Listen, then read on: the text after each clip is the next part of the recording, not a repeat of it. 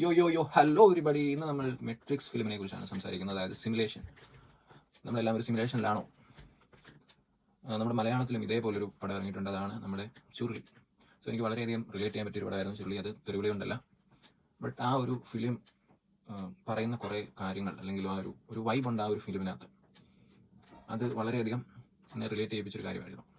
So matrix ഞാൻ ആദ്യമായിട്ട് കാണുന്നത് എൻ്റെ ഒരു കുഞ്ഞുനാൾ ആ ഒരു പ്രായത്തിലായിരുന്നു, ഒരു ടീനേജ്. അന്നേരം വാട്ട് ഈസ് ദിസ് കോക്കനട്ട് എന്ന് ഞാൻ ചിന്തിച്ചായിരുന്നു, ഇതെന്ത് തേങ്ങാക്കൊലയാണെന്ന്.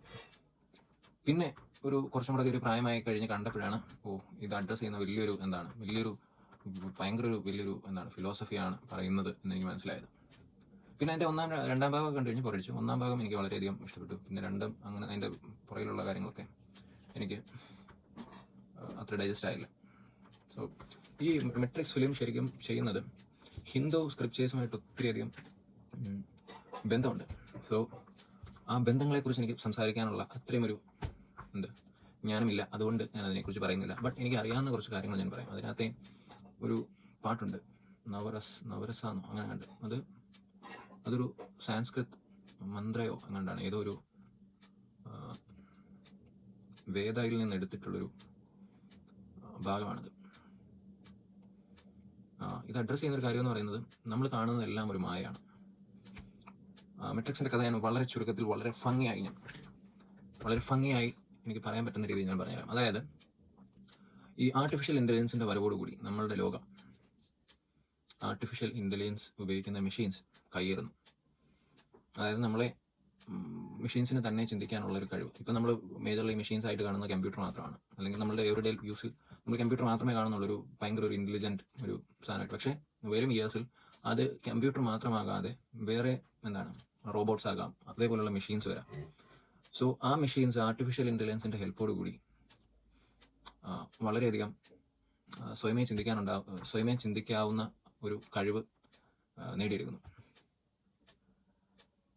സോ അങ്ങനെ വന്നു കഴിഞ്ഞപ്പോൾ ഇത് മനുഷ്യന് മനസ്സിലാകുകയാണ്, ഇത് നമുക്ക് പാരയാകും.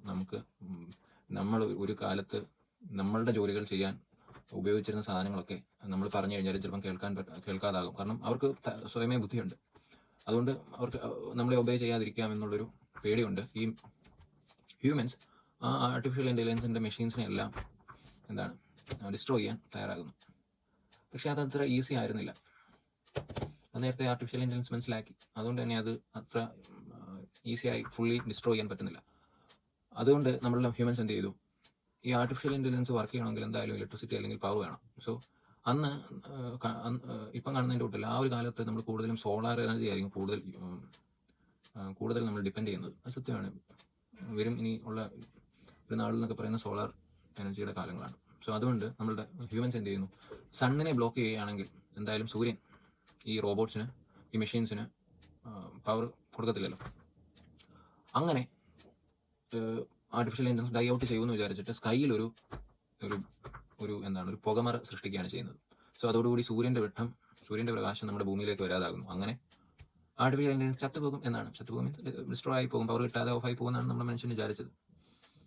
അന്നേരം നമ്മുടെ ആർട്ടിഫിഷ്യൽ ഇൻ്റലിജൻസ് ആരാമോൻ പുള്ളി ഇത് മനസ്സിലാക്കി. എന്നിട്ട് പുള്ളി എന്ത് ചെയ്തു, അതൊരു പ്രശ്നം തന്നെയാണ്. അന്നേരം പുള്ളി ചെയ്യുകയാണ്, ഇപ്പം സൂര്യനിലേക്ക് വെട്ടം വരുന്നതേ ഇല്ല, ഭൂമിയിലേക്ക് സൂര്യൻ്റെ വെട്ടം വരുന്നതേ ഇല്ല. അതുകൊണ്ട് ആർട്ടിഫിഷ്യൽ ഇൻ്റലിജൻസ് എന്ത് ചെയ്തു, നമ്മളെ ഒരു ബാറ്ററി ആയിട്ട് യൂസ് ചെയ്യുക. അതായത് നമുക്കറിയാം, സയൻറ്റിഫിക് സ്റ്റഡീസിലൂടെ പ്രൂവ്ഡ് ആണ്, നമ്മളുടെ തലച്ചോറിന് ഒരു ബൾബ് കത്തിക്കാൻ തക്കതായിട്ടുള്ള പവർ ഉണ്ട്.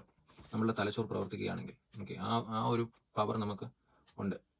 അന്നേരം നമ്മളെ ഒരു ബാറ്ററിയെ ഏതെങ്കിലും ഒരു ടെസ്റ്റ് ട്യൂബിലോ അല്ലെങ്കിൽ ഒരു ലാബിലോ കൊണ്ടുവച്ച് നമ്മളുടെ ആ ഒരു പവർ യൂസ് ചെയ്ത് ഇലക്ട്രിസിറ്റി ക്രിയേറ്റ് ചെയ്ത് ആർട്ടിഫിഷ്യൽ ഇൻ്റലിജൻസിന് സുഖമായി പോകാം എന്നുള്ളൊരു ധാരണയിൽ ഉള്ള ഹ്യൂമൻസിനെ എല്ലാം ക്യാപ്റ്റിവേറ്റ് ചെയ്ത് ഒരു ടെസ്റ്റ് ട്യൂബിലാക്കുന്നു.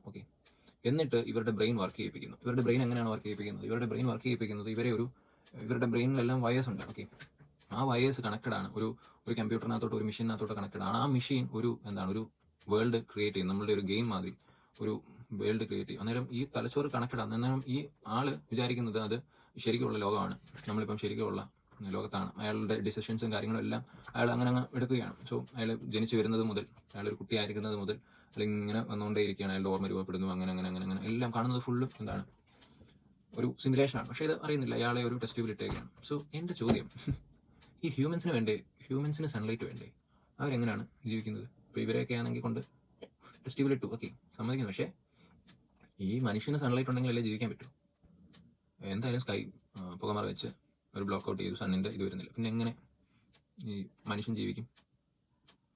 സോ അതെൻ്റെ ഒരു ചോദ്യമാണ്. അത് പോട്ടെ. സോ അതിൽ ചോദ്യമില്ല എന്ന് പറയാം. ഒബ്വിയസ്ലി നല്ലൊരു ആൻസർ ആണായിരിക്കും, നിങ്ങൾക്ക് അറിയാമെങ്കിൽ പറയുക. ഓക്കെ, സോ അങ്ങനെ